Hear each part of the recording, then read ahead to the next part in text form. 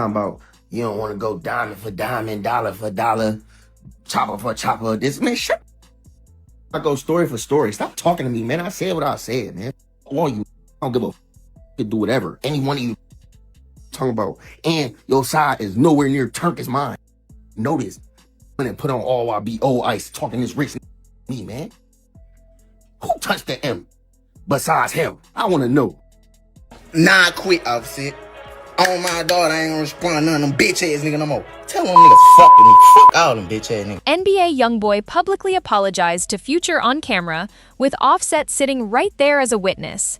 And then, within hours of that apology, on the exact same day, he went back to Instagram and tagged Future directly with brutal personal insults, making it explicitly clear that the apology meant nothing and he was not letting this go. That whiplash, from aggression to public apology to aggression again inside one news cycle, is the moment that defined this entire situation.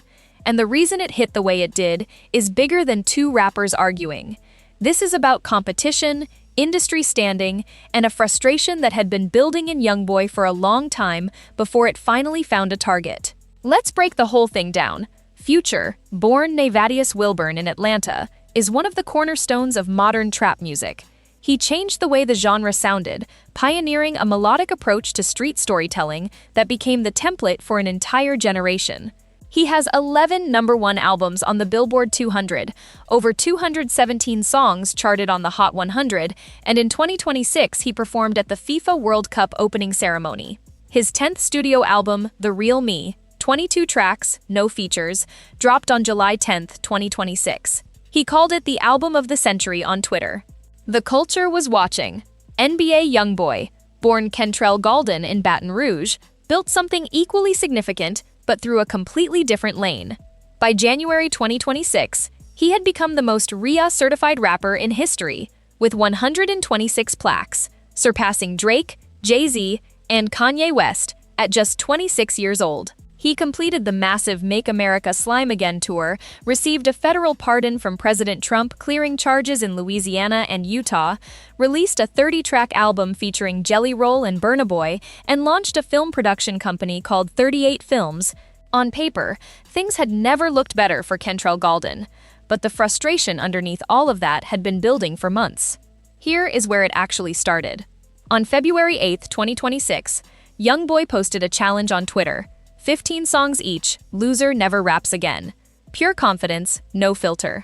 Versus TV picked it up and asked their audience, who should Youngboy go against? The internet worked through the options and kept landing on the same name. Strip away every feature, every collab, every joint project, and the artist with the solo catalog depth to credibly stand in that ring with Youngboy was Future. When Youngboy saw that argument gaining traction, he dismissed Future immediately and sharply. Made it clear Future did not even belong in that conversation. Future said nothing back. No Twitter reply, no Instagram response, complete silence. In Youngboy's world, being ignored by someone you just challenged publicly is not neutrality. It reads as disrespect. And that silent dismissal spent months sitting with him while a separate frustration was also building. One that is structural, not just personal. Future represents everything about the traditional music industry that Youngboy has spent his entire career existing outside of. Future has major label support, industry relationships, mainstream radio presence, and a decade of cosigns from the biggest names in music. Youngboy has built his empire almost entirely without any of that, through volume, loyalty, and an internet-first strategy that bypassed every traditional gatekeeper. He has spoken openly and repeatedly about feeling like established artists are aligned with each other while leaving him on the outside, about his numbers deserving more respect than they get from the people who control the narrative. So when Future announces the album of the century, and the entire industry rallies around that rollout while Youngboy is sitting on 126 plaques and still feels like an outsider, that dynamic hit different. Whether Future did anything specific or deliberate to disrespect Youngboy is unconfirmed. What is confirmed is that by the night of July 9th, all of that slow-burning frustration had found a very specific target. The night before The Real Me officially dropped, Youngboy went on Instagram and posted a video aimed directly at an unnamed rapper releasing a project that same night. He never said Future's name. Be precise about that. But there was exactly one major artist dropping an album that night. The timing made the target obvious to everyone watching. Hip-hop media picked it up within minutes. The clip spread everywhere. Millions of views inside of hours.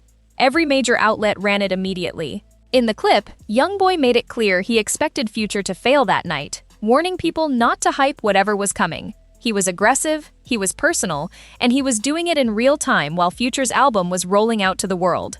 The very next day, July 10th, with The Real Me officially out, Youngboy appeared on an Instagram Live hosted by Offset. This is the part that surprised the culture. Offset brought a measured and grounded energy to that live. He is someone who has been through the full cycle of industry chaos, public controversy, and personal loss, and he encouraged Youngboy to stop letting his emotions steer him publicly. Something in that message actually landed. Youngboy opened up on camera and acknowledged that something had genuinely hurt him emotionally in the lead-up to all of this. He admitted the hurt was what sent him spiraling onto Instagram the night before. He said he had been crashing out. He said he needed to stop letting what he was feeling pull him into reacting before he had time to think it through. He thanked Offset directly, and then he apologized to Future on camera, said the words out loud, clearly, with Offset sitting right there as a witness. That apology hit differently than most. Youngboy is not someone who apologizes publicly as a regular habit. He is not someone who sits down in front of a camera and says sorry easily. For him to do it in that moment, on that platform, with that witness present, the culture took it seriously. Media ran it everywhere. Fans who had been watching all night genuinely believed the beef was dead. It had lasted less than 24 hours and appeared to be completely over. Then, within hours of that apology, on the very same day, Youngboy went back to Instagram and tagged Future directly. The tone was nothing like what he had just said on the live. He posted a series of clips going after Future, with brutal personal insults, attacking his age, declaring his album had flopped on arrival, and making it explicit that the apology meant nothing. That rapid reversal became the defining moment of the entire situation. Not the original disc, not the apology. The fact that the apology was gone before the culture had even finished processing it. The same man who sat on camera with Offset and admitted he had let emotion take over, went right back at Future, harder than before, inside the same news cycle. That contradiction is what the internet could not move past, because it raises a real question about whether anything Youngboy says publicly in moments of conflict can be taken at face value, including any Future resolution. Now, what did Future actually say about all of this? Future spent July 10th doing exactly what you would expect one of the greatest artists in rap history to do on his album release day. He let the music speak. The Real Me arrived, 22 tracks, no features, his first true solo studio album in 4 years. A deeply personal project that Future described as finally showing the world who he really is beneath the persona. One track on the album appears to take aim at Nick Cannon, which tells you Future came into this release in a sharp and competitive frame of mind. But as for a direct public response to Youngboy, no confirmed interview, no verified social media post, no explicit reply has been documented. What Future did was drop a 22-track solo album with no features on the same night Youngboy said he would flop. And then, he let the culture decide. That silence is either the coldest move possible, a man who does not consider the situation worth dignifying, or the opening move in something that has not fully revealed itself yet. When people use the word deadly to describe this situation, they are not pointing at any confirmed threat. They are pointing at the specific combination of elements that has the culture genuinely unsettled. The personal nature of the insults, the apology that reversed itself inside of hours, the unresolved tension between two artists with massive and deeply passionate fan bases, and the fact that Youngboy has already demonstrated he cannot hold himself to his own resolution. That unpredictability is exactly what has people on edge. Nobody knows what the next move looks like. And in hip-hop, that kind of unresolved energy between artists at this level, with fan bases this loyal and personal, violations this specific, is always the most volatile kind. The feud is unresolved. Future has the biggest solo album of his recent career in the world right now, released on the exact night Youngboy said he would flop. Youngboy chose the biggest moment of Future's recent career to go at him, and Future answered by letting the music land without saying a single word back. Where this goes next depends entirely on which man moves first, and nothing that has happened so far suggests either of them is ready to fully walk away. Do you think Future is going to respond directly, or is he letting the album do the talking? Drop your take in the comments. Subscribe because when the next move gets made, we will be right here to break it down.